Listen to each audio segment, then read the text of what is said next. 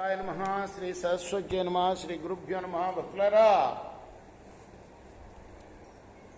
భారతంలో విశేషాలు చెప్పుకున్నాం. ఇందులో భాగంగా ఆది పర్వాన్ని 71 భాగాలుగా నిన్నటి వరకు చెప్పుకున్నాం.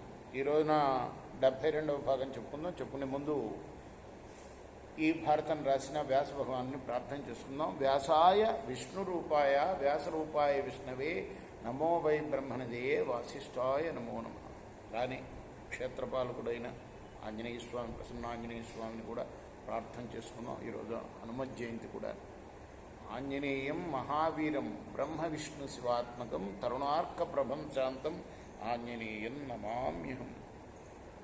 సదా నింబవృక్షస్య మూలాధివాసా సుధాశ్రావిణంతిక్తమప్యప్రియంతం తరుం కల్పవృక్షాదికం సాధయంతం నమామీశ్వరం సద్గురుం సాయినాథం. మునుల పలికిన మాటలు విని ఆకాశం నుండి పూలవాన పడింది. ఏం పలికారు మునులు? కుంతిని పాండవుల్ని తీసుకొచ్చి విషయం అంతా విన్నవించి, ఏం విషయం?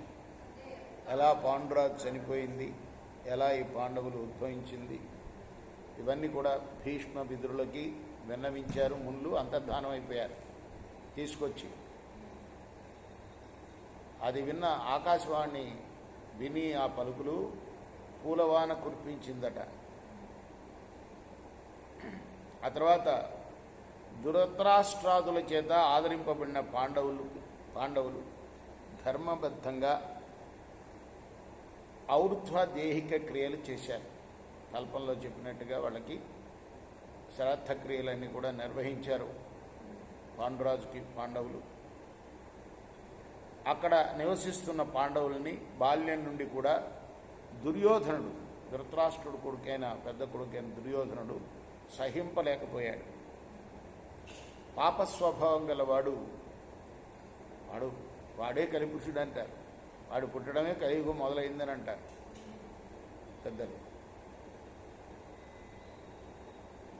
రాక్షస బుద్ధిని అనుసరించి అనేక ఉపాయాలతో పాండవుల్ని రాజ్యం నుండి బయటికి పంపడానికి ప్రయత్నం చేశారు.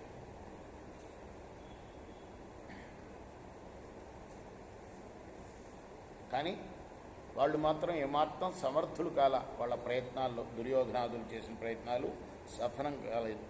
అందువల్ల ధృతరాష్ట్రుడు ఏదో నెపంతో వారణావతానికి పాండవులను పంపాడు. వాళ్ళు కూడా వెళ్ళడానికి ఇష్టపడ్డారు. పెదనాన్న తండ్రి స్థానం కదా, తండ్రి లేనప్పుడు తండ్రి మాట వినాలి కదా.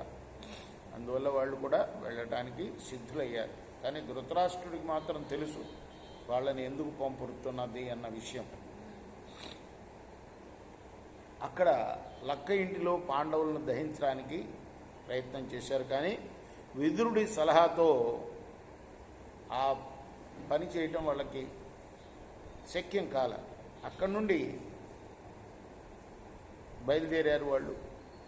దారిలో ఏకచక్రపురానికి వెళ్తూ దారిలో హిడింబుణ్ణి చంపి వెళ్ళారు. అక్కడ కూడా ఏకచక్రపురంలో కూడా ఆ దండ వేసి హారతి రామకృష్ణ ఆమె వెళ్తుంది. ఇచ్చేసేయి, మళ్ళీ శేజహారతి టైం అవుతుంది. మనం హారతి అయితే ఇవ్వు, ముందు హారతి ఇస్తారు, తీసుకోండి. కాదు ఈ హారతి ఇవ్వు, కర్పూర హారతి ఇవ్వు. ఆ దండేసి ఆ దండ అక్కడ పెట్టండి పళ్ళేంలో ఆంజనేయ స్వామి. అక్కడ ఏకచక్రపురంలో బకుడు అనే రాక్షసుని చంపి ఆ తర్వాత వాళ్ళు పాంచాల నగరానికి వెళ్ళారు. అక్కడ వాళ్ళు ద్రౌపదిని భారీగా పొందారు. ఆ తర్వాత తమ దేశానికి తిరిగి వచ్చారు. ఇక్కడ ఆపుదాం, మనం రేపు కొనసాగిద్దాం. కృష్ణార్పణ.